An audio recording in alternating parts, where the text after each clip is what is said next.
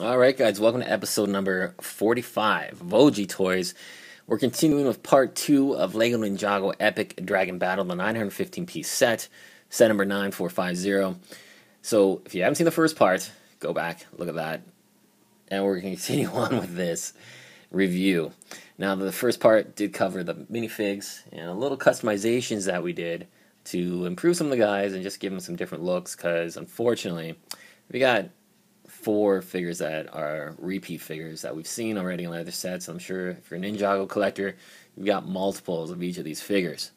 So what we're going to look at now is the dragon, the Great Devourer, and the play structure, the prison. So let's start with the prison. Let's move some of these guys out of the way. Here comes the Great Devourer. Alright, so the prison itself. It's pretty cool. It's got a lot of neat little features, but there's been such a discrepancy on the size. It should be bigger, but you know what? Yeah, it should be bigger. I totally agree with a lot of the guys out there that are saying that. This piece is quite nice, though. You know, you could definitely add some height to the structure and just build it out a bit more. I think it would really improve the overall general look of it. What is nice, though, are these printed snake pieces here. All printing. And it looks really cool the way they have the green slime hanging off here, like venom. I like the red bricks in the front. That looks quite nice as well. And you can see it does come with 2 extra weapons. You can put those right on the front there. This piece does move up, the little bridge. So it doesn't really have much of a play feature. I mean, it just raises up, and supposedly the Great Devourer is supposed to come out of here. Not going to happen, because this thing is quite tiny. But we can just move that down and give you a 360. It does have these nice brick pieces here, though. Those are really nice. And on the back, kind of plain, but this piece does swing out. You can put a figure in there, and I'm going to show you what it looks like. It's a very tight quarters, so it's a very uncomfortable little prison for these guys. You just put them right there, and boom. He's closed and locked up. Now on the front, you can see here, this is the opening for the front prison. Comes up, and inside, you can see there's a little sticker. Those little gold markings to show, I guess, the prisoner how long he's been in jail. So there you go. And it does have some more stickers on the front here. These are stickers that you had to apply. And I'll just quickly pan up to show you the top of the temple. It does have a couple gold pieces and some more slime or venom coming out from the top. Overall, pretty nice piece. I just wish it was a little bit bigger.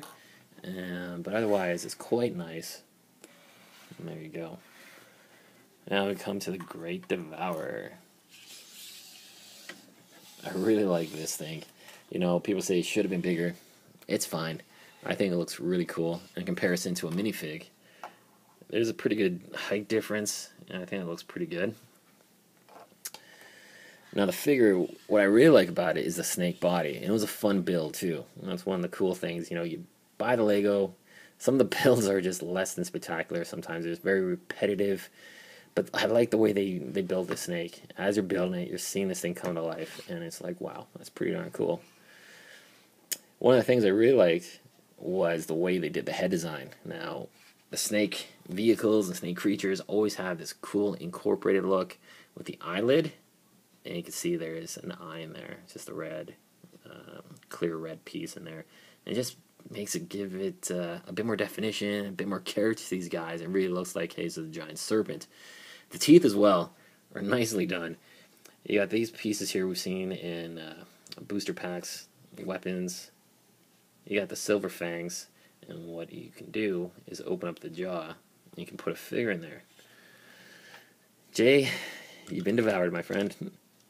There you go. It's cool the way you can actually put a figures in there, and what I really like is that this piece here, this just shows the creativity in the designers. Pop that off. This is actually like a wall piece. We've seen this used lots of times for walls, and it's just attached right into there. and it makes up the jaw. I think that's very cool. This thing would have been nice if it didn't just snap down. It had some articulation or some hinges there, you know, but unfortunately it doesn't. I'm sure it'd be pretty easy to fix that if you wanted to have the jaw open a bit more, but still, really nicely done. These green pieces here are all stickers as well on the front of the head. This first part here does have some motion as well, but that's about it. It's got the articulated body so you can move it around. You can see here. And I really like the Great Devourer. I think they did a fantastic job on them. It looks really cool. Let's put that off to the side. Now, of course, this is what everybody wanted. The huge dragon. And the dragon is quite impressive. It does have some very nice features on it. Now, if you take a look, the head. The 4 dragon heads. I did a modification to it. I added some extra pieces. I added some Hero Factory limb pieces onto the heads just to give it a bit more freedom and some range of motion, because basically it's attached right to this ball socket right in there, and it's limited range of motion. I just did not like the way it looked, so we'll just add that. It's a very simple, easy modification to do. I just added that, and I added a couple Hero Factory totem pieces right there to match the blue, you know.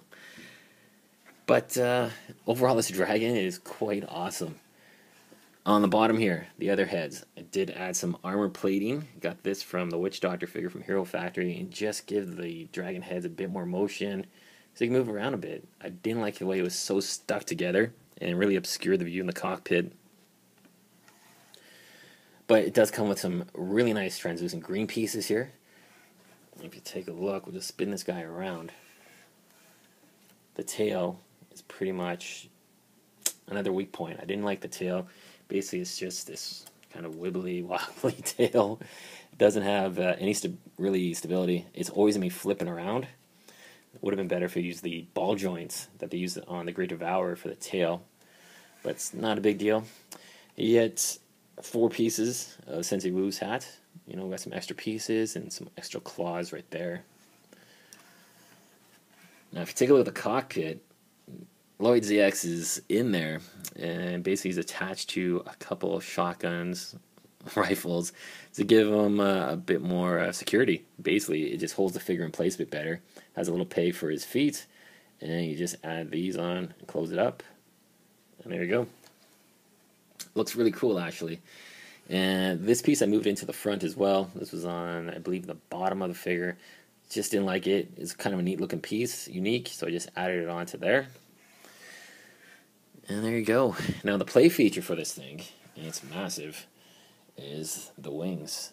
Take a look at the wings. They move up, and they give that feel of flight, and it's pretty darn cool. And it has the little white handle as well, so you can hold the figure up. And all in all, very nicely done. It's a very cool set. The dragon definitely stands out in comparison to some of the other dragons.